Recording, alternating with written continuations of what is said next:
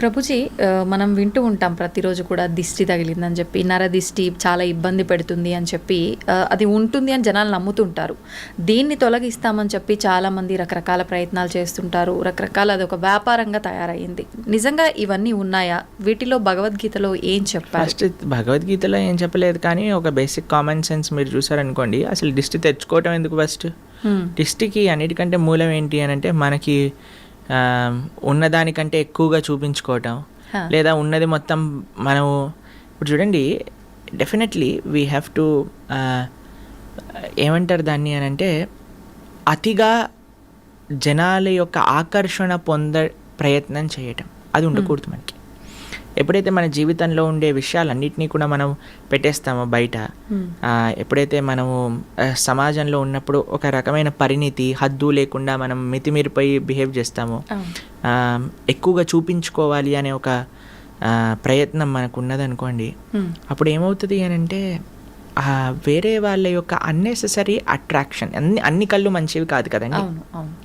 కాబట్టి మనకి చెడు వాళ్ళు ఎప్పుడైనా మనకి చెడు ఆశించి మన వైపు ఆ విధంగా చూసారనుకోండి, దాన్ని దృష్టి అని అంటారు. ఓకే. కాబట్టి అది నుంచి బయటకి రావాలి అని అంటే మనకి మెయిన్ థింగ్ ఏంటంటే, మనం ఎంత సింపుల్గా ఉండాలి. ఒకటి ఏంటి అని అంటే, అన్నెసెసరీ అట్రాక్షన్ గెయిన్ చేసుకోవడానికి ప్రయత్నం చేయకూడదు. తర్వాత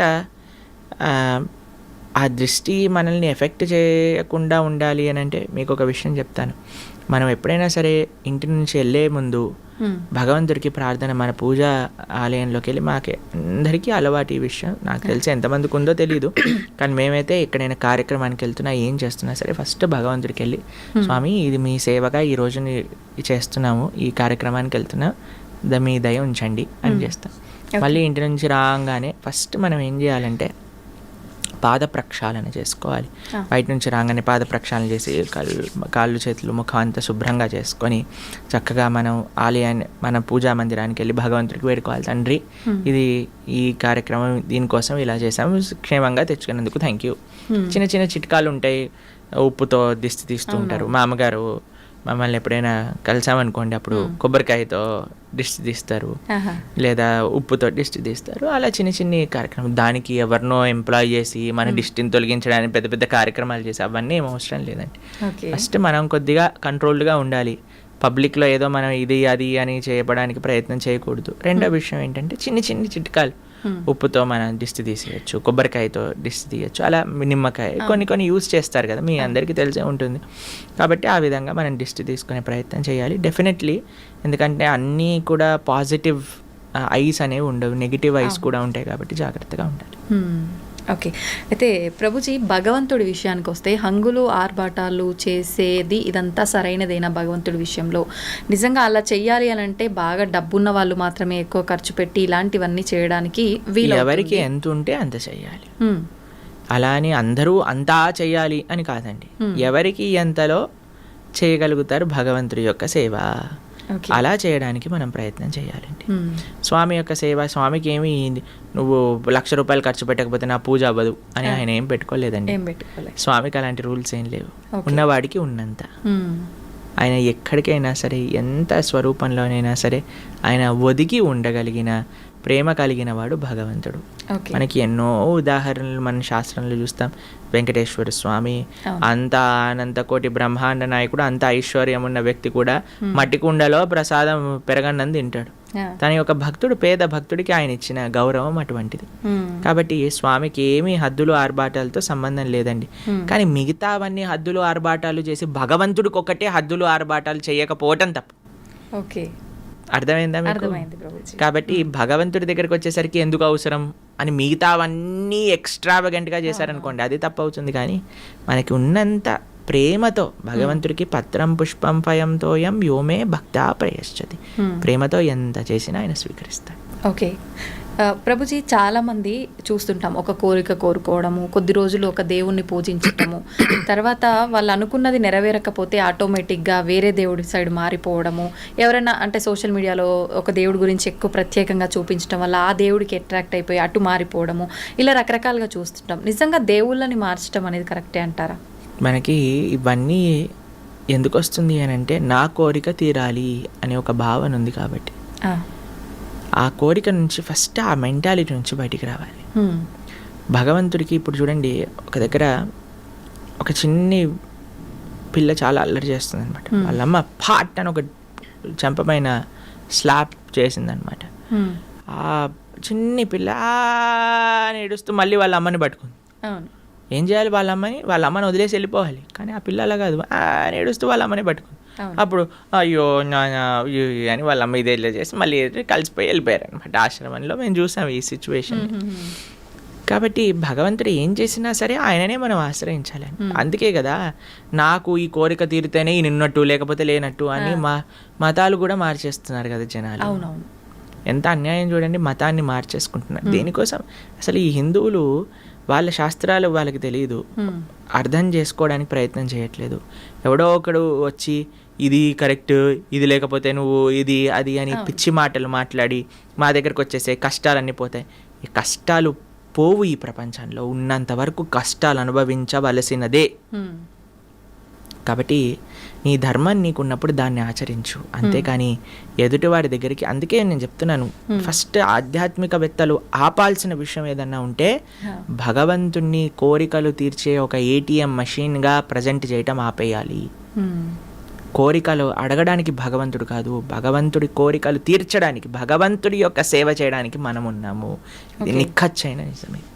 ప్రభుజీ, భగవంతుడిని కోరుకుంటారు, మొక్కులు మొక్కుతారు, ఆ మొక్కులు నెరవేరుస్తుంటారు. ఇదంతా నిజంగా భక్తి అనుకోవాలా, ఒక వ్యాపారం అనుకోవాలా? వ్యాపారమే కదండి.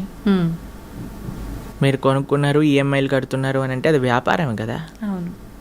భక్తి అంటే భక్తిలో కోరిక ఉండదు, భక్తిలో సేవ ఉంటుంది. Love means sacrifice, love means service. ప్రేమ అంటే త్యాగము, ప్రేమ అంటే సేవ. భగవంతుడి పట్ల భక్తి అంటే ఏంటో తెలుసా అండి? భక్తి అంటే ప్రేమ.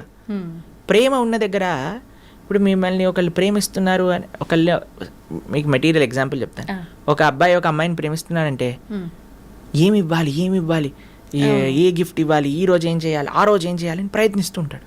అంతే కదండి, ఎలాగైనా సరే ఇంప్రెస్ చేయాలి ప్రయత్నిస్తూ ఉంటాడు.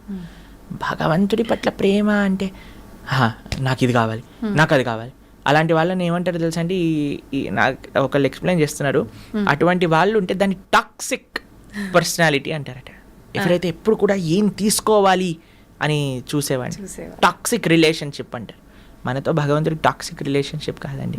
మనకి భగవంతుడి పట్ల భక్తి అనే మాట మీరు వాడుతున్నారు అని అంటే స్వామికి ఏ సేవ చేయగలుగుతాను, స్వామికి ఏ విధంగా ఆరాధన, స్వామి యొక్క మాటలు విని నేను ఎలా మారగలుగుతాను, స్వామి యొక్క సేవగా 10 మందికి ఎలా నేను మంచి మార్గాన్ని తెలపగలను, ఎలా సమాజానికి, దేశానికి, ధర్మానికి సేవ చేయగలను అని ఆలోచించడమే భక్తి. అయితే ప్రభుజీ, చాలామంది ఇప్పుడు ప్రస్తుతం ఉన్న సమాజంలో చాలా బిజీగా ఉన్నాం, మేము మా కుటుంబానికి టైం ఇవ్వలేకపోతున్నాము, మేము భగవంతునికి టైం ఎలా ఇవ్వాలి, ఎలా ఆయన మార్గంలో వెళ్ళాలి మేము అనుకునే వాళ్ళకి ఏం చెప్తారు? అలా అనుకుంటుంటారు చాలామంది. ఏం లేదండి, మనం దేనికోసం మనం ప్రియారిటీ ఇస్తే, ఏది మనకి ఇష్టం అనిపిస్తే దానికి మనం సమయం ఇచ్చి తీరుతాం. ఒకసారి మేము ఒక దగ్గర కూర్చున్నాం, ప్రసాదం తీసుకుంటున్నాం అనమాట. నా పక్కన ఇంకొక ఆయన ఉన్నారు. ఆయన అన్నారు, నా కడుపు నిండిపోయింది, నాకేం వద్దు అన్నారు. సరే అని వెళ్ళిపోయారు. వడ్డించే వాళ్ళందరూ అడుగుతున్నారు అనమాట, అయ్యా ఇది తీసుకోండి, వడ తీసుకోండి, గారె తీసుకోండి, పులిహోర పెట్టుకోండి, దద్దోజనం పెట్టుకోండి అని అంటే, నా కడుపు చాలా నిండిపోయింది, అయ్యా పోండి నన్ను అడగండి అని అంటున్నాడు. కొంతసేపు అయిపోయాక ఒక ఆయన గులాబ్ జాములు పట్టుకొని వచ్చాడు అనమాట. ఆయన కూడా పాపం ఈయన వద్దు అన్నాడు కదా అని నా దగ్గరికి వచ్చేసాడు. ఎందుకు వెళ్ళిపోయావు, నాకు ఇవ్వు గులాబ్ జాములు. అదేంటండి మీ కడుపు నిండిపోయింది, పొట్ట పగిలిపోతుంది అన్నారు. అంటే స్వీట్కి జాగుందిలేండి అని అన్నారు. ఎందుకంటే అరే ఏమైందిరా ఇప్పటి వరకు పొట్టలో జాగలేదు అంటే, స్వీట్ అంటే ప్రభుజీ నాకు చాలా ఇష్టం ప్రభుజీ. ఇష్టం ఉన్నప్పుడు అంత పొట్ట పగిలిపోతున్నా జాగ ఏర్పడుతుంది. ఎందుకు? నీకు ఇష్టం ఉంది కాబట్టి. మనము ధర్మం పట్ల ఇష్టం పెంచుకోవాలి, భగవంతుడి సేవ పట్ల ఇష్టం పెంచుకోవాలి. ఎప్పుడైతే మనకి ఇష్టము అని అనిపిస్తుందో, దేన్నైతే మనం ప్రయారిటీ అనుకుంటామండి దానికి సమయం ఏర్పడుతుంది. దేన్నైతే మనం జీవితంలో ముఖ్యము అని అనుకుంటే దానికి సమయం ఏర్పడుతుంది. కాబట్టి భగవంతుడు ముఖ్యము, ధర్మం ముఖ్యము, సేవ ముఖ్యము అని అనుకుంటే ఆ భగవంతుడు ఆ కాలస్వరూపంలో మనకి దానికి సమయం ఇస్తాడు. ఓకే. నాకు ముఖ్యము అని అనుకోలేదు అనుకోండి, అప్పుడు సమయమే మనకు కనిపించదు. అంత సమయం ఉన్నా వాట్సాప్లు చూస్తున్నా, ఇన్స్టాగ్రాములు గంటలు గంటలు చూస్తున్నా, టీవీలు చూస్తున్నా మనకు అనిపిస్తుంది నాకు భక్తుడికి సంబంధము లేదు, సమయం లేదు అనిపిస్తుంది. కానీ ఎప్పుడైతే నాకు అది ప్రియారిటీ అవుతుందో అప్పుడు ఎంతైనా సరే మనం దర్శించవచ్చు, చూడవచ్చు అన్నమాట. ఓకే ప్రభుజీ, చాలామంది జీవితంలో నిత్యం ఎన్నో ఇబ్బందులు వస్తుంటాయి, ఒత్తిళ్ళు వస్తుంటాయి. ఈ ఒత్తిళ్ళని తట్టుకోలేక అసలు నాకు ఈ లైఫే వద్దు అని చెప్పి అసలు దైవ మార్గాన్ని వదిలిపెట్టి అన్ని రకాలుగా ఎటైనా వెళ్ళిపోతా అనే ఒక ఆలోచనలోకి వెళ్ళిపోతుంటారు. అటువంటి వాళ్ళకి ఏం చెప్తారు మీరు? ఈ ప్రపంచంలో మనమే ఒత్తిడి తీసుకుంటున్నామండి. ఇప్పుడు మీకు ఇందాక మనం మాట్లాడుకుంటున్నందుకు ఎంత ఒత్తిడి మనం తీసుకోవాలో అది మన పైన ఉంటుంది. సంబడి ఈజ్ ఫోర్సింగ్ కూడా అనుకోండి, ఎవరైనా మనల్ని ఇంత ఒత్తిడి నువ్వు తీసుకోవాలి అని అంటే అప్పుడు మనం ఒక చాయిస్ చేసుకోవాలి. మీకు ఒక విషయం చెప్తాను. ఒక వీడియోలో మేము మాట్లాడాం, రాత్రి త్వరగా పడుకొని త్వరగా లేవటం వల్ల మీ ఆరోగ్యం బాగుంటుంది అని. అప్పుడు కొంతమంది అన్నారు, మరి నైట్ డ్యూటీ సంగతి ఏంటి అని. ఇప్పుడు చూడండి, మనకి ఆరోగ్యం కావాలా, మనకి ఏం కావాలి అని మనం ఫస్ట్ డిసైడ్ చేసుకోవాలి జీవితంలో. అరే నాకు ఒక సుఖవంతమైన జీవితం కావాలి. సుఖవంతం అంటే హద్దులు ఆర్భాటాలు ఉండాల్సిన అవసరం లేదండి. మన కుటుంబంతో స్పెండ్ చేయడానికి మనకు సమయం ఉందా, మన ఆరోగ్యాన్ని మనం జాగ్రత్తగా చూసుకుంటున్నామా, ధర్మాన్ని చేయగలుగుతున్నామా, భక్తిని చేయగలుగుతున్నామా, ఒక సింపుల్ లైఫ్, ఏదైతే బ్యాలెన్స్డ్ లైఫ్, ఆరోగ్యంగా కుటుంబంతో సమాజం కోసం ధర్మం కోసం ఉండే ఒక జీవితం, అది మన లక్ష్యం అనుకోండి. మనం దానికి తగ్గట్టుగా ప్రయత్నం చేస్తాం. అవును. మనం ఏం చేస్తున్నాము అని అంటే ఒత్తిడి పెంచేసుకుంటున్నాం మన పైన. ఇప్పుడు ఇందాక మనం ఒక ఎగ్జాంపుల్ చెప్పాం, మన గ్రైండర్ తిరగటం. అప్పుడు ఏం చేసిందంటే ఒకసారి మేము అలా చేస్తుంటే మా అమ్మగారు చెప్పారు, దాన్ని ఫస్ట్ పక్కన పెట్టు, కొద్దిసేపు వాడకు, చల్లారని, దాని తర్వాత మళ్ళీ గ్రైండ్ చేయి, అప్పుడు వస్తుంది. అప్పుడు ఫ్యాన్ వేసి చల్లార్చడానికి పెట్టేస్తాం, అదొకసారి చల్లార్చాక మళ్ళీ గ్రైండ్ చేసేస్తాం. అంతే కదండి. అవును ప్రభుజీ. మనం ఎప్పుడైతే ఆ ఒత్తిడి అనేది మనం ఫీల్ అవుతామో we should take a break. Permanent break కాదండి. చాలా మంది అనుకుంటారు అయిపోయింది ఇంకా నా జీవితం వేస్ట్ అని. కాదు, ఒక టెంపరీ బ్రేక్ తీసుకో. ఒక దగ్గరికి వెళ్ళు, ఒక ఆశ్రమానికి వెళ్ళు, ఒక క్వైట్ ప్రదేశానికి వెళ్ళు, ఫోన్ కట్ చేసేయి, నీతో నువ్వు గడుపు, ఒక మెడిటేషన్ చెయ్యి, నామజపం చెయ్యి, ఒక ఆశ్రమానికి వెళ్ళి సేవ చెయ్యి. ఎప్పుడైతే నువ్వు ప్రపంచంలో ఉండే కష్టాలు ఎప్పుడైతే చూస్తావో, మా ఆశ్రమానికి వస్తే ప్రతిరోజు అక్కడ అన్నదానం జరుగుతుంది.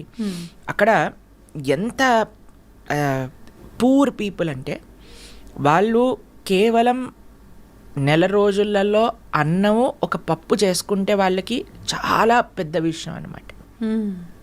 అలాంటి పేదరిక ఉన్న ప్రదేశానికి వెళ్ళి నువ్వు ఎప్పుడైతే వాళ్ళకి ప్రసాదం పెడతావో వాళ్ళు ఎంత ఆనందంగా ఆ కూర చూసి, ఆ చపాతీని చూసి, ఆ స్వీట్ చూసి వాళ్ళకి ఎంత ఆనందం వేస్తారే, ఈరోజు ఇన్ని రకాలు వచ్చాయా అని చూసినప్పుడు మనకు అనిపిస్తారే, నాకు తినడానికి ఎన్ని రకాలు తిన్నుంది, ఎంత ఆనందంగా నేను ఉన్నాను అని. వేరే వాళ్ళ దుఃఖాలు మనం చూసినప్పుడు మన దుఃఖాలు దాంట్లో చిన్నగా అయిపోతాయండి.